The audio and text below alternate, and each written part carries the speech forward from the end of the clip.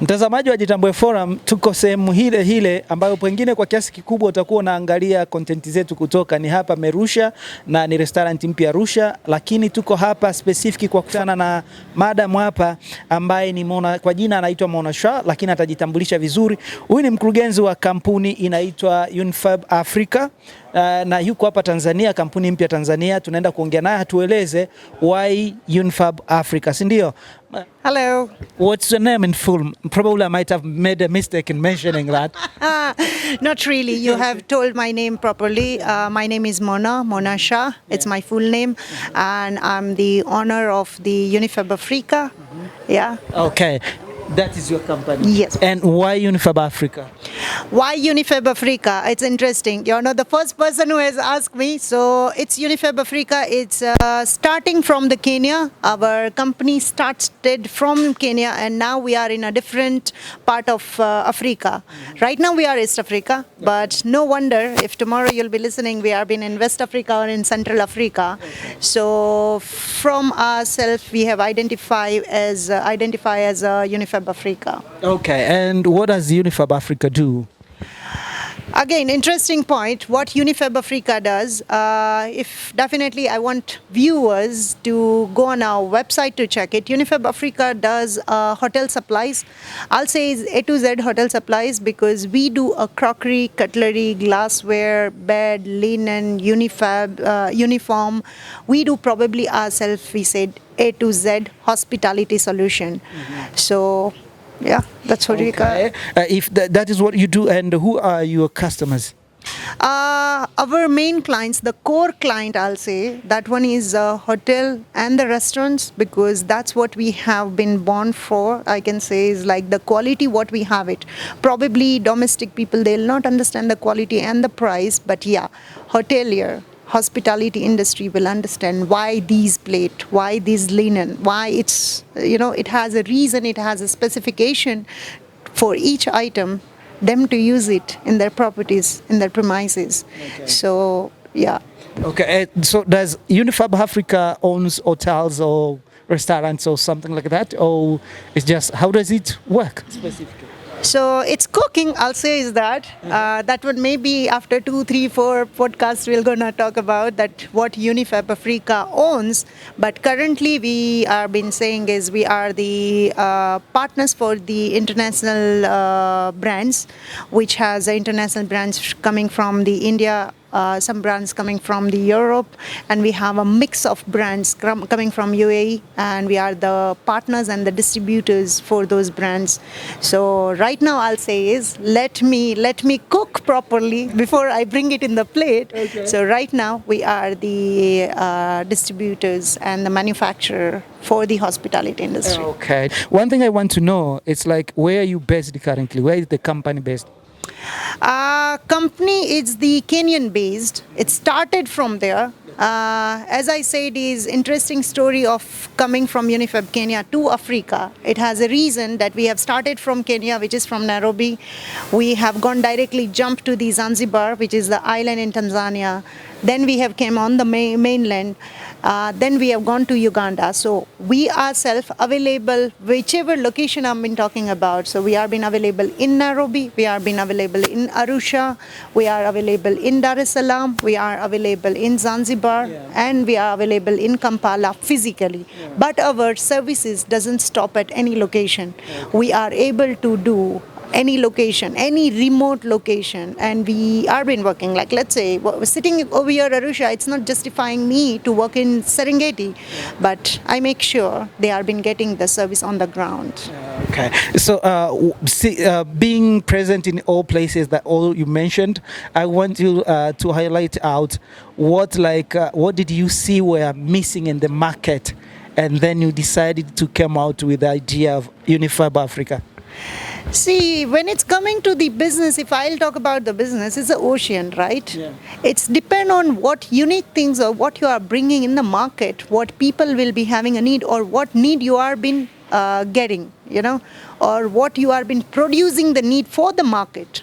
It's a complicated word, but as a business person, I will say is, there is always a space for the unique items which will be, limited in the market. And coming to the African market, I'll say, is there are not hundreds of brands available over here.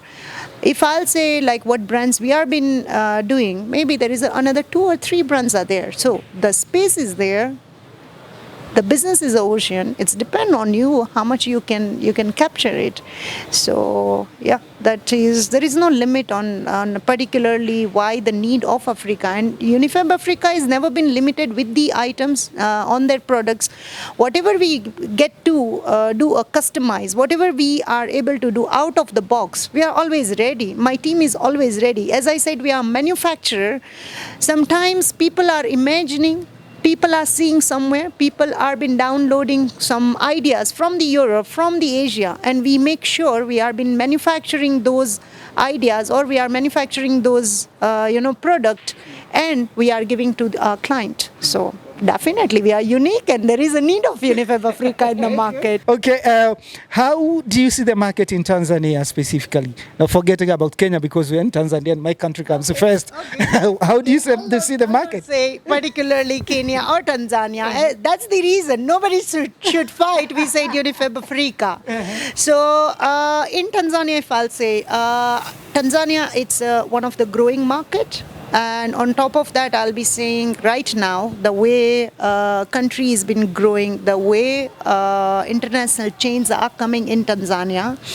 So definitely this market is growing. And when the market is growing, and when we have been talking particularly for the hospitality industry, the way it's been growing, the international brands are coming, definitely Tanzania market as of now. Definitely, I don't want to invite everyone, but yeah, that is the thing that, right now, Tanzania market is, as a UnifabAfrica, I'll say, it has a good market. We have been working with the multiple projects. We have been helping a multiple investor to set up their, premises. So comparatively, if I'll say Kenya, Uganda, and Tanzania, definitely for me, Tanzania, it's a piece of cake or a whole cake, and others are the pieces. Okay, I'm glad to hear that. So I want to know specifically if a person wants to reach you, yeah, what should they do? Definitely on our website, all the details are there. I will make sure you get the detail. You put the detail as well, so people are able to reach. So we are being located. We have a physical showrooms everywhere. People can reach there. There are, on top of that, people wants to reach on the emails, on the contact number. They want to come and check the items physically at our showroom. We are being available at all the location. Okay. Now this is kind of personal, but it's kind of good for the big fans of mine who are Tanzanian, majority of them. Okay. I want you at least to tell me, how does it feel as a woman to own a company in Africa? You really came up with so many interesting questions today. Yes. Hospitality, I consider it's always a men-dominating industry. Yeah. If example, simple, I know you have nothing to do much with the hospitality industry, but if I'll say it's the higher position, the investor, whatever you'll be seeing, 90% are the men's.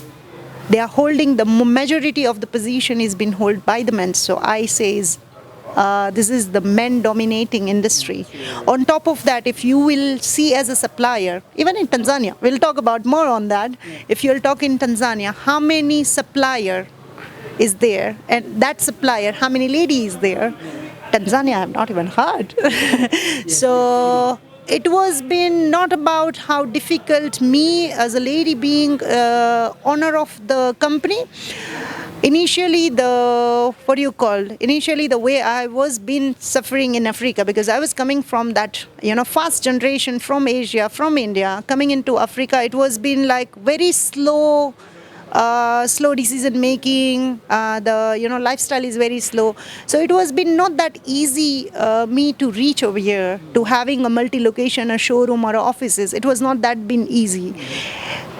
When you are been willing, when you have an aim, I will say it's definitely gonna happen. You have a dream, you have your aim, and you keep going, you keep walking, and when you stop, when you get tired, you start running. And I think that's what I did. So nothing is easy in this world. But if you wish, nothing is difficult as well. So there's two things from what you said. One, it's a male-dominated industry, but two, nothing is easy. Now, what keeps you surviving this industry as a woman? See, when you are been doing any work or business or a job or anything you do, if you are doing with your passion, if you are happy with your work, it doesn't bother you.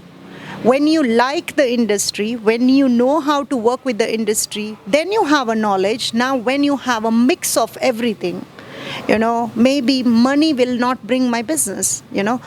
Me being a hotelier, it will not run my business. If I am being too good, will not run my business. So everything into the mix. You have a knowledge of the market, you have a knowledge of the hotel industry, you make sure you are bringing the right product in the market, then I will not say that difficult, right? It can be easy. So everything, it's important at its own place in a proportion, I will say is that. Okay, so you have been in that industry and you see how it is, the industry. You have a picture of the industry, right? What gap is still there that you think people, they have a chance to fill? People have a chance or me, I have a chance? See, expertise, I will say. Every day, this is the time when you have been learning every day something new. Yeah. And if you have that knowledge, like let's say if I will talk about definitely a particular hotel industry or hospitality. Yeah. So when you know where the trend is going and what I'm bringing, if I'm going with the trend, now the generation going with the trend, our clothes going with the trend. Yeah. Our fashion going with the trend, our food is going with the trend, then why not the product going with the trend? It's every day. If I'm using the white plate everywhere, it doesn't work. People are more into the colorful. Am I bringing enough colorful? Am I bringing enough choice to the market to make them a choice? Yeah, wow, let me do something out of the box. And that has to be there, whether it's me, whether it's any business person who wants to keep improving themselves. Definitely there has to be some spices, there has to be some sugar, there has to be something new in the market. Yeah. Okay, now this is another interesting question. Now tell me, based on the same market, probably some they open hotels or whatever and then it falls, right? What are the things that you think they make them fail? And what are the things you make those who are standing on the top, they are still on the top? First of all, very basic thing if I'll talk about, everybody, this industry is very fancy industry. People love to own the hotel, people love to own the restaurant. So this industry, it's very fancy. People love to own it. Yeah. But we have to understand, all the owner, all the investors are not the hoteliers, because they are not core hoteliers. They might be thinking, I'm doing this much turnover in a month, but they don't know what is their costing end of the day. And what happens is everybody starts as a very full-fledged, but then 6 months, 1 year, 1.5 years, there is a time comes like, it has to be closed. So this is the time when they fall down. So again, every investor, all the people, it's not the hotelier. So people hired, it's not like that people are not hiring the people or expat or the things to run on. So whenever coming to this industry, some people is still on the top. Some people are still there surviving in the market because they understand the trend, what is going, they understand their core, what food costing has to go, or how to run, how to bring their strategies, and how to keep improving their property. Yeah. If I'll be keeping my property the same as after 10 years, or what was there before 10 years, what is new I'm giving to the market. And when I'm not giving to the new, people wants to see curiosity, what new other people are doing. It means their consistency is not there. In the food, consistency is not there, then definitely people will run away. Okay, thank you so much. Now we're heading at the end, but then I want to at least to highlight out why any person in that industry choose UnifabAfrica. First of all, I'll say is UnifabAfrica is the company which fits with everyone's budget. We bring from the high end to the medium level. So somebody who has been building up a 5-star property, international brand, we do have the product to give it to them, which fits their budget, which fits their needs and which fits their environment. And when somebody is opening a small cafe, small restaurant, and they want to go with very basic, something raw, still we do have to, the things to accommodate them. It means A to Z solution again, yeah? So we are the people who will fit with the people's budget, who will be going with the standard, and we are still maintaining our standard to fit in their budget. We'll not tell, let me do these and it will going to fit because your budget is low. No. There is always a way out. Okay, and so to make it clear, just to be very specific, what product specific by name like are you providing, let's say for restaurant and for hotels? I'm not so sure if we mentioned that. I have not mentioned each of our categories, and that's the reason I want people to know more about these in the next podcast or something to be done. We are a very core, this is a 10-year-old company. Yeah. So we have started our company with 1, 2, 3, 4 product. Then we have increased, and now I've been saying we have all the solution. So when it's coming to the core item, we are been very strong with the uniforms, which is our own manufacturing. Okay. So we are been very strong. When it's coming to the linen, we are been it's our, again, manufacturing, our own manufacturing. We know our quality, we know our pricing, it's beatable. And when it's coming to the crockery, cutlery and glassware, what brands we have been holding, they are been very competitive in terms of the quality with the price. So I just want you to, to sell UnifabAfrica to whoever is watching the video, okay. And third, to leave them with a specific message that it might be interest for them to follow up, to get more details on UnifabAfrica. I will not sell UnifabAfrica. UnifabAfrica itself, they will sell it themselves. Okay. So I want people to come and visit us. Selling will happen. Okay. That one, I'm very sure on my product. I'm very sure on my people that will follow. Business will follow. I want them to come. Please, most welcome at our Arusha showroom, which is our new opening. We are been doing the grand opening on 11th, which is on Saturday, 11th April. And I just want to invite them. I just want to invite Tanzania. I'm not selling them anything. Let them come, let them see, let them feel and touch what product we have it. Then business will follow. Okay, where should they come? They can come at Kanisa Road, which is the property. It's within the Gymkhana, Kanisa Road. And if I'll give a simple, location, we are next to the Mount Meru Hotel, and we are opposite of High Court, which is very simple. But Gymkhana itself, it is a proper location. So if they are at Gymkhana, they'll find UnifabAfrica. What should they expect from UnifabAfrica on that day? On opening day, we have some surprises, definitely. So whichever the visitors will be there is some cocktails and mocktails which we have been offering from Unifab, and there is some surprise reps are there. Even I don't know what is inside. So each reps has been something different. There's some different, the items inside. Definitely the items what we have been doing. It's also our own product which we want people to use it. So there is a surprise in the box. Anything unique for the last one? Yes. So whatever I have spoke, I think it was a unique episode for sure. Thank you so much. Thank you very much. Okay, asante sana for having us.